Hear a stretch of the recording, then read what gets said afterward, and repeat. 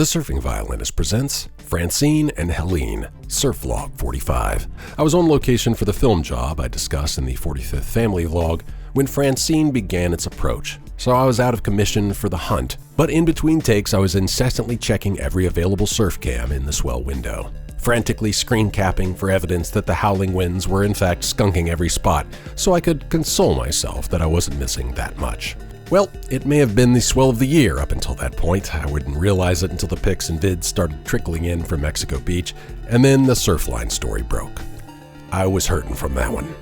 And then came Helene. Locals still have post-traumatic stress from Hurricane Michael, and Helene is the umpteenth hurricane in the years since Michael to look like it was going to be a Bay County direct hit. But this time, the sanest prediction models proved to be quite accurate, asserting that a spot of low pressure was going to sit on top of Panama City Beach, which, even though Helene was heading straight for us, was going to serve as a kind of buffer and bump Helene to the east. This was good for us, obviously, from a safety perspective, but also when considering surf. That little low-pressure system was serving as a kind of windbreak, and the hope was that it would stay offshore for longer than normal. And the plan pretty much worked out. While Alabama was doing an encore of Hurricane Idalia from last year, our local breaks were trying.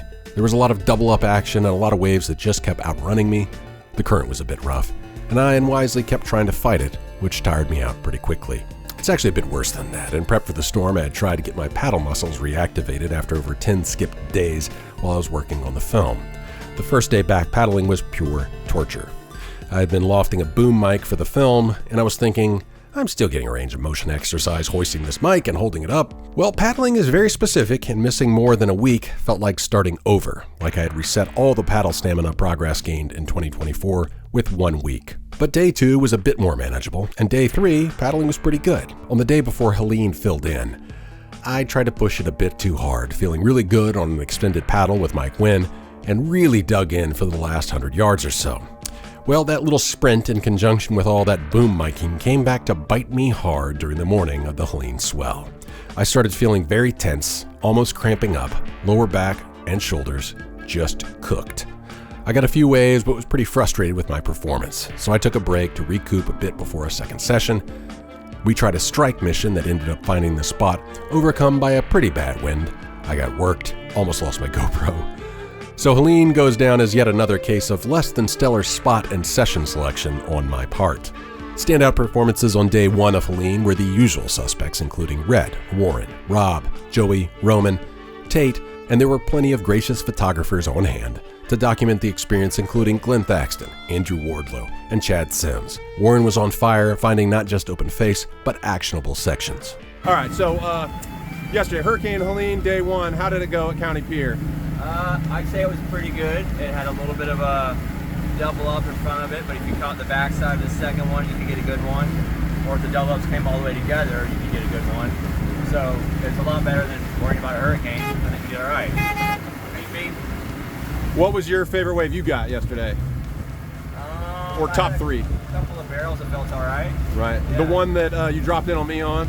Yes, that one was pretty good. I was not going to make it. So you have no reason to feel bad. Yeah. You were like 20 or 30 yards down the line, I think. You did the hard work and then it just opened up for me after that. Right. So I primed the pump, so to speak. Yeah. And then you got a big air we all got to see. So what was the setup on that wave, though?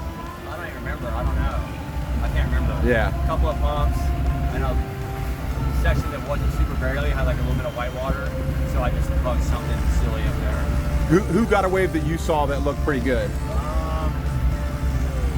Joe got a sick one. Joe got one from like the top all the way to freaking the hotel. So. Like Joe Stump? Yeah, he got. Yeah, no, so he got like a really nice cruiser. He got a bunch of turns. Rob got some barrels. Red got some good ones. So overall, it wasn't like all time, but yeah, definitely found the best of it that we could find at the time. It was a hell of a lot better than getting a damn hurricane. Yes, yeah, most definitely. A lot more than I thought we were going to do. Yep. The rain stayed off.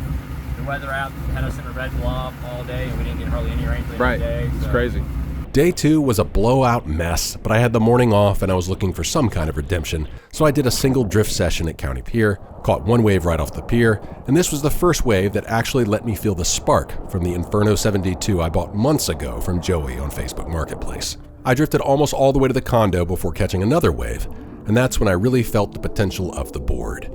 Even though the waves were a bit chopped from the wind, the leftover juice from Helene was still on tap, and that was probably one of the most critical takeoffs I've actually nailed in a long time. And if I had been on any of my other boards with their more paddle-forward rocker, I'm pretty sure I would have pearled to faceplant. Tate, Warren, and I decided on another strike mission, and we were shocked by how high the surge still was.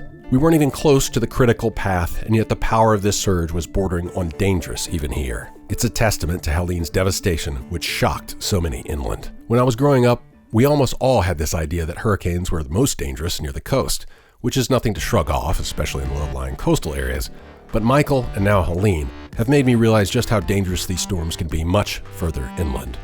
And Helene joined storms like Katrina and Irma and Harvey, reminding us once again that a hurricane's arsenal is not just limited to the threat of wind, but of flooding. It is sobering, to say the least. The wind was pretty onshore and the waves were less than ideal, but even still I was having a pretty good time. Some punchy bowls had formed in one spot, and I saw Warren nail a takeoff that was just about as heart in your throat as you can get on waves of this size in our area. I would get my chance to do the same later. The jellyfish were bad, the waves were really hard to predict.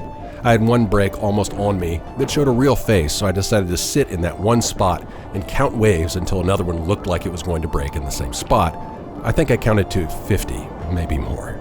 Day 2, how'd it go on our little strike mission here? Day 2, I think I'm getting that one over to you for. Do a little selfie and you do the review now. Oh, okay. Day 2 is pretty uneventful. I found a cool shell. Hey, show us the shell. Yeah. Other than that, I didn't catch much waves. Kate got a 2-wave hold down. Ford got a bunch of turns. Another win for the day. I had some trouble with my GoPro fogging up during Helene, so less than stellar footage. Apologies. I was thankful for the leftovers, and I was reminded just how much I love this sport. It is a sport that rewards those who acclimate the most quickly. You can't surf a spot the way it was yesterday or last week. Every day is unique, every session is unique, every wave is unique. It becomes very easy to develop that sour grapes attitude as a surfer as well, especially in areas like ours with inconsistent surf. But the Helene leftovers were a reminder to me that so much of this sport is just out of our hands. You have to show up and adapt. The sport is really about not just tapping into the flow of one wave, but about restructuring our landlubber rhythms to the resonance of the seas. Come doldrums or gale force-driven chop, what a privilege. Until next time, keep it consistent, even if the surf isn't. Godspeed, ex-Howleys in training. To see these videos early, without ads, join the lineup here on YouTube. You just need a YouTube account, and for $1.99 a month, you click this little join button and sign up to get early and ad-free access to 4 monthly vlogs: the surf vlog, the violin vlog, the Masala vlog, and the family vlog. Thank you very much.